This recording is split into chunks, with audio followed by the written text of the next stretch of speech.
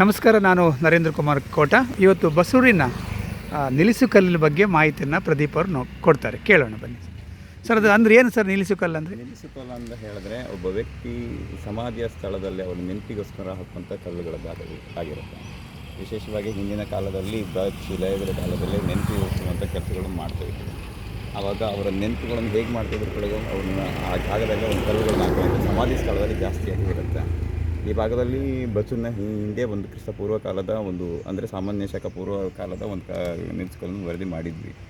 ಆ ಕಾಲದ ನಂತರದಲ್ಲಿ ಮತ್ತೊಂದು ಹುಡುಕಿದಾಗ ಹತ್ತಿರ ಸ್ಥಳದ ಪ್ರದೇಶ ಅಂದರೆ ಸಂಬಂಧಪಟ್ಟಾಗ ಅದರ ಹತ್ತಿರದಲ್ಲಿ ಕೆಲವೊಂದು ಸಿಗ್ಬೋದು ಒಂದು ಉದ್ದೇಶಕ್ಕೋಸ್ಕರ ನಾವು ಹುಡುಕಿದಾಗ ಮತ್ತೊಂದು ಕಲ್ಲುಗಳು ಸಿಕ್ಕಿದೆ ನಿಲ್ಲಿಸಿಕೊಳ್ಳೋ ಈ ಭಾಗದಲ್ಲಿ ಮೇಲ್ಭಾಗದ ತ್ರಿಕೋನ ರೂಪದಲ್ಲಿ ಮೂರು ದಿಕ್ಕುಗಳನ್ನು ತೋರಿಸುವಂಥದ್ದೇ ಕಲ್ಲುಗಳನ್ನು ಒಂದು 4 ಫೀಟಿಂದ 5 ಫೀಟ್ ಎತ್ತರದವರೆಗೆ ಬರುವಂಥ ಕಲ್ಲುಗಳಾಗಿರುತ್ತೆ.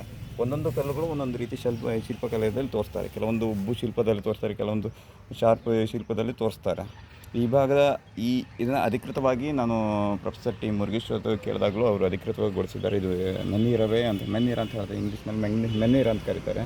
ಅದು ನಂತರದಲ್ಲಿ ಸಹ ಡಾಕ್ಟರ್ ಶಿವತಾರಕ್ ಅಂತ ಬೆಂಗಳೂರಿನ ಇತಿಹಾಸ ಸಂಶೋಧಕರು ಅವರದ್ದು ಸಹ ಅಧಿಕೃತವಾಗಿ ಮಾಡಿಕೊಂಡಿದ್ವಿ. ಇದು ನಿಲ್ಲಿಸುಕಲ್ಲಿನ ಬಗ್ಗೆ ಅಧಿಕೃತವಾಗಿ ಮಾಡ್ತಾರೆ. ಸಂಬಂಧಪಟ್ಟ ಐತಿಹಾಸಿಕ ಪ್ರದೇಶದ ನಿಲ್ಲಿಸುಕಲ್ಲುಗಳು ನಮಗೆ ಸಂಬಂಧಪಟ್ಟಾಗ ಇತಿಹಾಸ ಸಂಬಂಧಪಟ್ಟ ದಾಖಲೆ ಉಳಿಸುವಂಥ ಕೆಲಸಗಳು ಮಾಡಬೇಕಾಗಿದೆ. ಏಕೆಂದರೆ ಮುಂದಿನ ಹಂತದಲ್ಲಿ ನಾವು ತಿಳಿಸಬೇಕಾದ್ರೆ ಇಲ್ಲಿಯ ಇತಿಹಾಸ ಸಂಬಂಧಪಟ್ಟ ದಾಖಲೆಗಳನ್ನು ತಿಳಿಸಬೇಕಾದ್ರೆ ನಮ್ಮ ಕರ್ತವ್ಯಗಳ ಬಹುಮುಖ್ಯವಾಗಿದೆ. ಇಂಥದ್ದು ಬಸವನ ಅನೇಕ ಕಡೆಗಳಲ್ಲಿ ಅನೇಕ ದಾಖಲೆಗಳು ಸಿಗುತ್ತೆ. ನಮ್ಮ ಗೌರ್ಮೆಂಟ್ ಹೈಸ್ಕೂಲ್ನಲ್ಲಿ ಒಂದು ಶಿಲಾಯುಗದ ಬರಹಗಳು ಸಹ ಇದೆ. ಈ ಬಂಡೆಕಲ್ಲ ಮೇಲೆ ಈ ಶಿಲ್ಪಗಳು ಇವತ್ತಿಗೂ ಕಾಣಸಿಗುತ್ತೆ. ಒಂದು ಮನೆಯಲ್ಲಿ ಸಹ ಪೋರ್ಚುಗೀಸ್ ಕಾಲದ ಕಿಟಕಿಗಳು ಇವತ್ತಿಗೂ ಇದೆ. ಎಲ್ಲ ಈ ಇತಿಹಾಸ ಸಂಬಂಧಪಟ್ಟ ದಾಖಲೆಗಳನ್ನು ಉಳಿಸುವಂಥ ಕರ್ತವ್ಯವನ್ನು ನಾವು ಪ್ರಾಮಾಣಿಕವಾಗಿ ಮಾಡಬೇಕಾಗಿದೆ. ನಾವೆಲ್ಲರೂ ಗಮನಿಸ್ತಾ ಇದ್ದೇವೆ, ನಿಲ್ಲಿಸುಕಲ್ಲು ಬಗ್ಗೆ ಪ್ರದೀಪ್ ಅವರು ಮಾಹಿತಿ ಕೊಟ್ಟಿದ್ದಾರೆ.